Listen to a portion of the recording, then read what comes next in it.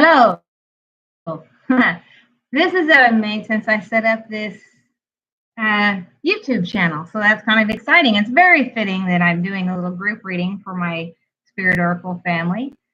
So this is our little group reading for the week that John asked for. Thanks, John.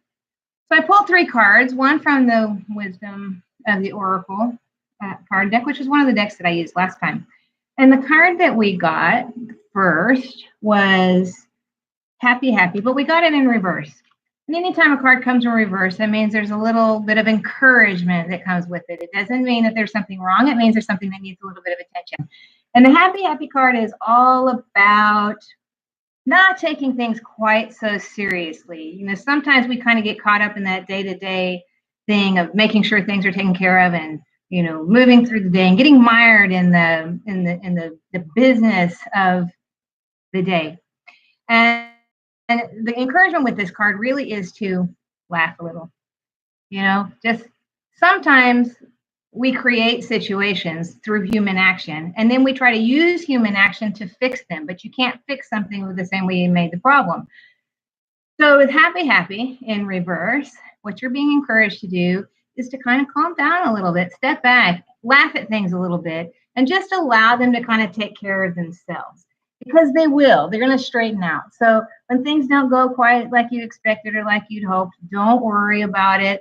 See it for what it is. It's just something that's going on today, and it's going to pass. And, you know, get whatever lessons you need out of it. Have a little chuckle at yourself or whatever, and then move on. And it's a really nice card because it's giving you permission to not be so worried about things, especially the things that you can't control. And that's a really huge message. Now, the second card comes from Rumi's gift, and we got Enchantment. It's a really lovely card as well. Now, Enchantment is all about the enchanted garden of your heart, actually. And there's a story about how the sun and the shade were friends, but they really had never experienced each other's worlds and how they experienced the world.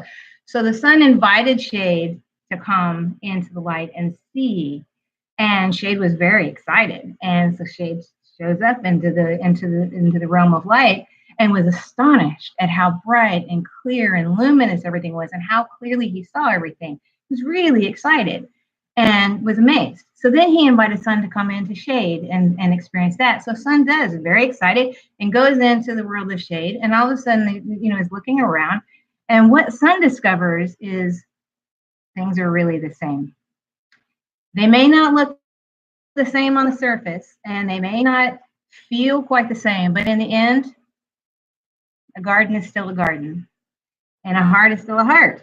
So the message with this goes so nicely with that Happy, Happy card that's telling you not to take things so seriously and to calm down a little bit and just allow things to flow like they're supposed to. And the Enchanted card is asking you to essentially do the same thing. Recognize that things really are just what they appear to be sometimes.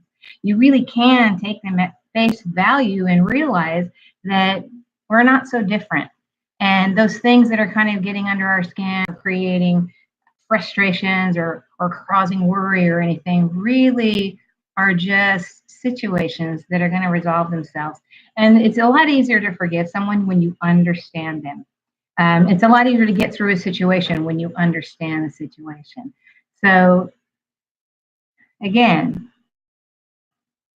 just calm down a little bit and just allow things to be what they are. Accept things at face value and recognize that things really, everybody really wants the same things. We may have different ideas about how to get there. Situations may seem really tense or upset or upside down when really it's our response to them. So again, it's kind of just recognize that they really are, situations are just situations, and how we respond to them is going to affect whether we see them the way they really are or the way we interpret them. And sometimes our interpretations are a little bit dated. So let's move through. Then the third card we got was the Fool. And interestingly enough, the Fool is very similar again to the Happy, Happy card. Kind of step back and have a little fun. when we're young and we're starting to kind of figure out who we are and we're deciding what we want to do with our lives, and we get introduced to new situations and new opportunities and something like that, we don't have any experience to tell us that it's going to be scary or that it's really a risk. We just jump in and do it. And as we move through life and we have experiences and we start learning things, we start creating some of these limiting beliefs about what we can and can't do, or what we should or shouldn't do, or what we could or couldn't do. You know how that goes. What happens is we stop kind of taking those risks. We stop just short because we have this sense of security in being where we are and what's going on. And we can't do certain things because it's dangerous. It's a risk. We're going to lose everything, or we're going to fail. But the question with this card is what's worse, failure or not living? Really not experiencing life as we should if we refuse to take some risks and we refuse to take some chances and we refuse to do things to step out. Because the old quote is, life begins at the end of your comfort zone, and that's what this is all about. So we got 3 cards, and the big message with every one of them was to enjoy ourselves, to not take things so seriously, to move forward with a little bit of abandon. And I'm not suggesting that you be irresponsible and that you don't take care of your business. I'm suggesting that sometimes it's our perspective that makes things so hard. I heard somebody say today, and it was so funny. He said, I run like a turtle in peanut butter.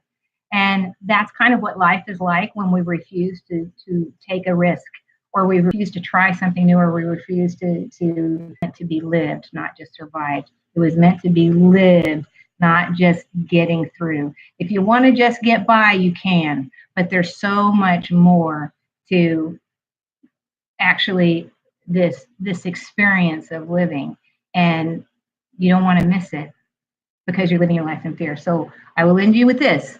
This is one of my favorite little things that I came up with, and it is: fear can either propel you or paralyze you.